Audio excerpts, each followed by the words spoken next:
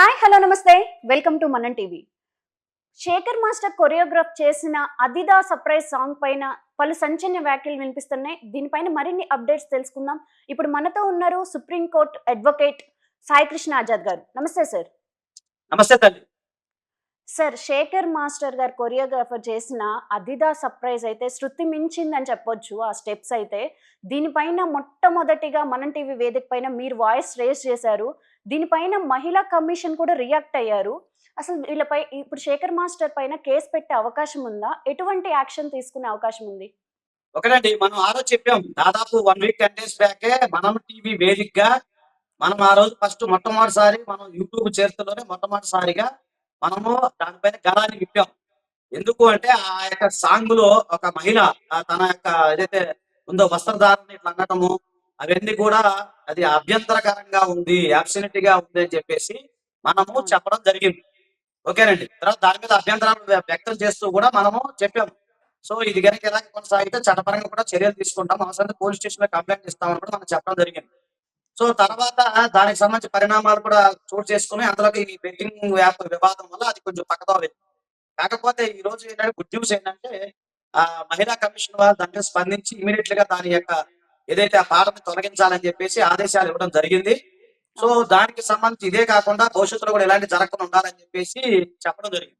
ఎవరైతే ఆ యొక్క సాంగ్ రూపకర్త శేఖర్ ఎవరైతే ఉన్నారో శేఖర్ గాని ఇలాగే నిర్మాతలు వారి గురించి కూడా మనం గతంలో ఇండిసెంట్ రిప్రజెంటేషన్ ఆఫ్ ఉమెన్ దాని గురించి ఇండిసెంట్ గా బిహేవ్ చేస్తే అది చట్టపరంగా నేరం అవుతుందని చెప్పేసి మనం ఇండిసెంట్ రిప్రజెంటేషన్ ఆఫ్ ఉమెన్ గురించి ఆ చట్టం గురించి కూడా మనం ఎక్స్ప్లెయిన్ చేయడం జరిగింది ఆ రోజు మన వీడియోలో. So okay. తద్వారా ఏంటంటే చాలా మందికి మనం అవేర్నెస్ ఇచ్చాం భవిష్యత్తులో కూడా ఇలాంటి జరగకుండా ఉండాలని చెప్పి. కుదిరితే అబ్సల్యూట్ కింద కూడా అది గనక తొలగించకపోతే క్రిమినల్ చర్యలు తీసుకున్నాను కూడా మనం సిద్ధంగా ఉన్నాను కూడా ఆ రోజు ఆ సందర్భంగా మనం చెప్పడం అయితే జరిగింది. అతని పైన ఎటువంటి కేసు పెట్టే అవకాశం ఉంది? అంటే ఇప్పుడు వార్నింగ్ ఇచ్చారు మహిళా కమిషన్ వారు. ఒకవేళ ఇప్పుడు కనుక వారు కనుక స్పందించి ఆ యొక్క సాంగ్ సంబంధించిన ఏదైతే ఉందో అవన్నీ తీయకపోతే అప్పుడు దానికి సంబంధించిన పోలీసు కంప్లైంట్ ఏదైతే ఉందో పోలీసు వారు రిఫర్ చేయొచ్చు మహిళా కమిషన్ వారు. దానికి అబ్సల్యూట్ కింద దాదాపు 3 ఇయర్స్ వరకు జైలు శిక్ష పడే అవకాశం ఉంది. ఇనిషియల్ రిప్రజెంటేషన్ ఆఫ్ ఉమెన్ కింద 6 నెలల నుంచి 2 ఇయర్స్ వరకు జైలు శిక్ష పడే అవకాశం ఉంటుంది. ఓకే. ఈ ఒక్క సాంగ్‌కే కాదు, అంతకు ముందు గూడా 'డాక్ మహారాజు'కు దాంట్లో గూడా ఇట్లాంటి కొరియోగ్రఫీ తను జేశారు. అంటే ఒకప్పుడు మంచి పేరున్న శేఖర్ మాస్టర్ గారు ఇప్పుడు శృతి మించి స్టెప్స్ చేస్తన్నారు. ఇంక ముందు ముందు గూడా ఇలా చేసే అవకాశం గూడా ఉందంటారు గదా! అవునండి. ముందు ముందు జరగకూడదనే కదా మనం ఫస్ట్ గలమెత్తింది. ఫస్ట్ నుంచి కూడా మనం చెప్తా ఉన్నాం. ఇప్పుడు ఒకటి ఏంటంటే ఏదైనా సరే ఎంటర్‌టైన్‌మెంట్ లాగా ఉండాలే గానీ, అందులో ఒక మహిళని కించపరిచే విధంగా అది అదేంటే ఇట్లా అనొచ్చు. ఏందంటే అది సాంగ్ అండి, సినిమా అండి అంటే కరెక్టే. చూసేదెవరు? ఒక సగటు ప్రేక్షకుడు. ఇప్పుడు చూసేదెవరు? మన కోసమే కదా తయారు చేసింది వాళ్ళు. సో, మన హ్మ్. కోసమే సినిమా మేకింగ్ కూడా చేసేది. కాబట్టి ఏంటంటే ఇదంతా చూసేది మనమే కాబట్టి మన కోసమే చేశారు. అలాగే మన కోసం చేశామంటే అది ఎఫెక్ట్‌గా ఉంటది. మనం మొన్న ఆ రోజు కూడా మాట్లాడటం జరిగింది. ఏదైనా సరే ఒక శృంగార రసం నవరసాల్లో శృంగార రసం అనేది ఒకటుంటది. కానీ శృంగారం 10 దాటితే జుగుప్స అవుతుంది. ఆ రోజు జుగుప్సాకరంగా ఉందని చెప్పి మనం గట్టిగా మాట్లాడటం జరిగింది. So, right. ఇప్పటికైనా అంటే మనం ముందుగానే మేలుకున్నాం. మనం టీవీ ద్వారా మనం వాళ్ళకి హెచ్చరికలు కూడా పంపించాము. అలాంటి దాని మీద యాక్షన్ తీసుకోమని కూడా. సో, ఏంటంటే ఇది జుగుప్సాకరంగా ఉంటే ఎవరికైనా ఇబ్బందే కదా! అది మహిళలకు సంబంధించిన మోడెస్టీ ఆఫ్ వుమెన్. సరే ఆ మహిళ ఇష్టపూర్తిగా డాన్స్ చేసినప్పుడు కూడా చేపించింది వీళ్ళే కదా! ఆళ్ళదేముందండి యాక్టర్‌దేముంది, యాక్టర్స్‌దేముంది. మనం దానికి సంబంధించిన కొరియోగ్రాఫర్ లేకపోతే డైరెక్టర్ లేకపోతే నిర్మాతలు చెప్పినట్టే వింటారు. So, yes. దాంట్లో ఇది ఘోరంగా అంటే డాన్స్ చేయకూడదని ఎవరు లేరు.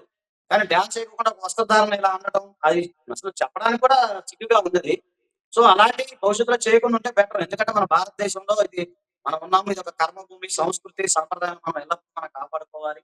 సో, ఇవన్నీ ఉంటాయి. సో, వీటన్నిటి కోసమే నేను ఫస్ట్ నుంచి కూడా మొత్తుకుంటాను.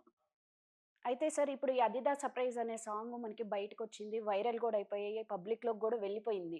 కానీ బిఫోర్ దట్ పబ్లిక్‌లోకొచ్చే ముందు సెన్సార్ గూడా ఎలా అప్రూవల్ ఇస్తుంది ఇలాంటి వాటికి? అవునండి. భారతదేశంలో సెన్సార్ బోర్డ్ చాలా వీక్ ఉందండి. ఎందుకంటే సెన్సార్ బోర్డ్ అనేది అపాయింట్ చేయబడతది. కేంద్ర ప్రభుత్వమో లేదా రాష్ట్ర ప్రభుత్వానికి సంబంధించింది కాదది. ఒక సభ్యులు ఎవరైతే ఉన్నారో వాళ్ళని తీసుకొని అపాయింట్ చేస్తారు.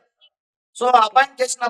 అపాయింట్ చేసినప్పుడు ఆ సెన్సార్ వాళ్ళు ఏది బాగుంటది, ఏది బాగోదు అని చెప్పేసి వాళ్ళు చేసే అవకాశం ఉంటది తప్ప వాళ్ళేమి గవర్నమెంట్‌కి సంబంధించిన సభ్యులేమి కాదు. సెన్సార్ బోర్డ్ అనేది ప్రభుత్వ అంటే నియమించే సంస్థ. Appoint by government of India, government of AP or Telangana. So, అంతవరకే ఉంటది తప్ప వేరేదేమి ఉండదు. దానివల్ల కాదు. అలా ఉందని చెప్పేసి మనం బయటికి వచ్చి పబ్లిక్‌లో వచ్చిందంటే మరి చట్టాలనేవి ఉన్నాయి ఎందుకండి? అబ్సల్యూట్లీ ఏదైతే ఉందో, అలాగే మోడెస్ట్ ఆఫ్ ఉమెన్ ఏదైతే ఉందో, వేరే చట్టాలు దేనికున్నాయి? సో, ఈ అవును. చట్టాల పరంగా మనము వెళ్ళాలి తప్ప అబ్సల్యూట్లీ సెన్సార్ బోర్డ్ ఉందంటే సెన్సార్ బోర్డ్ మీద కూడా కేసు వేయొచ్చు.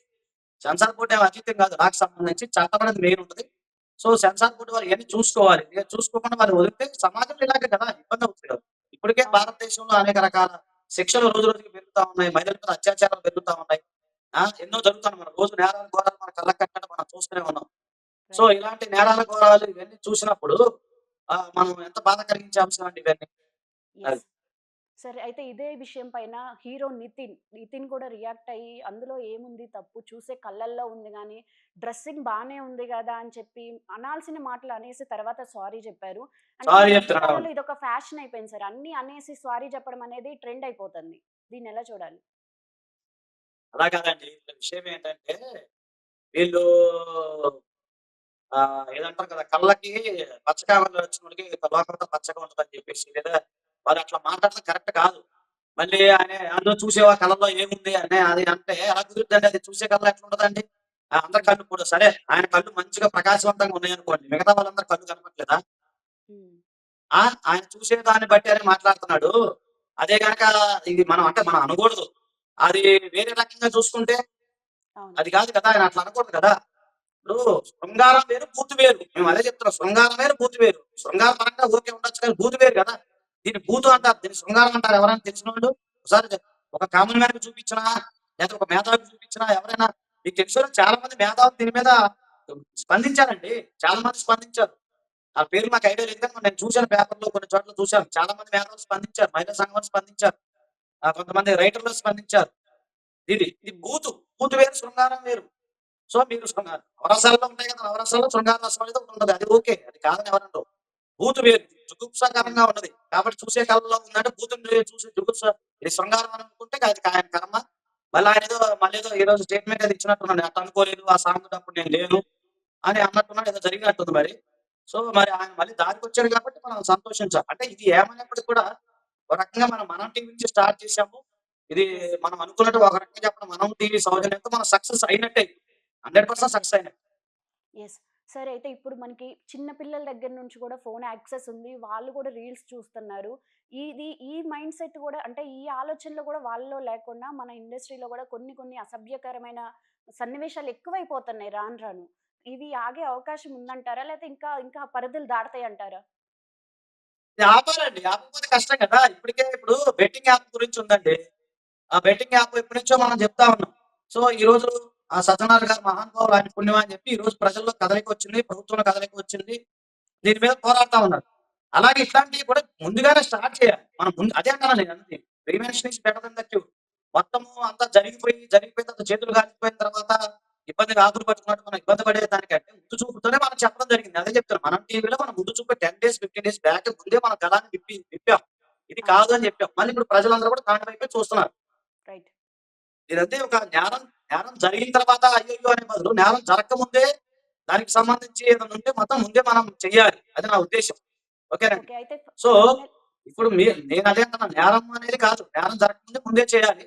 కాబట్టి ఏంటంటే నా ఉద్దేశ ప్రకారం మనం ముందే చెప్పాం కాబట్టి ఇది ముందుకు వచ్చింది కాబట్టి భవిష్యత్తులో ఎలాంటిది జరిగితే కూడా మనం ఖచ్చితంగా పోరాడదాం. మనం టీవీ తరపునగా నా వ్యక్తిగతంగా ఎప్పుడు కూడా మనం పోరాడదాము.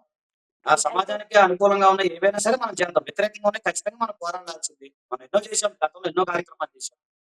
యెస్. అదే. సార్ ఫైనల్లీ శేఖర్ మాస్టర్ గారు దీనిపైన ఆయన ఏమంటున్నారు సార్? ఏం నేనేమనంటే స్పందించారు? ఇలాంటివి జరగకుండా ఆయన భవిష్యత్తులో చూసుకోవాలండి ఒకటి. హ్మ్. రెండోది ఈ సంఘటనకి క్షమాపణ చెప్పాలాయన. జరిగిన దానికి క్షమాపణ చెప్పాలి. యెస్. నేనైతే డిమాండ్ చేస్తా ఉన్నాను. తర్వాత మళ్ళీ భవిష్యత్తులో అంటే జరగకుండా చూసుకునే బాధ్యత ఉంది. మహిళలను గౌరవించడంగా ఇలాంటి ఇది అంట కదా! మీరన్నట్టు ఏదో దివిడో ఏదో చెప్తున్నారు మీరు ఏదో ఇప్పుడు ఇయన్నీ కూడా. అదే మీరన్నట్టు దాన్ని ఇట్లా కొట్టడం, బ్యాక్ కొట్టడం ఇలాంటి స్టెప్స్ అని మొత్తం లేకుండా ఫ్యామిలీ మొత్తం వెళ్లి చూసే విధంగా మంచిగా ఉండాలని చెప్పి నేను కోరుకున్నాను. మార్పు రావాలని కోరుకున్నాను. Yes. Thank you. Thank you sir. Thank you.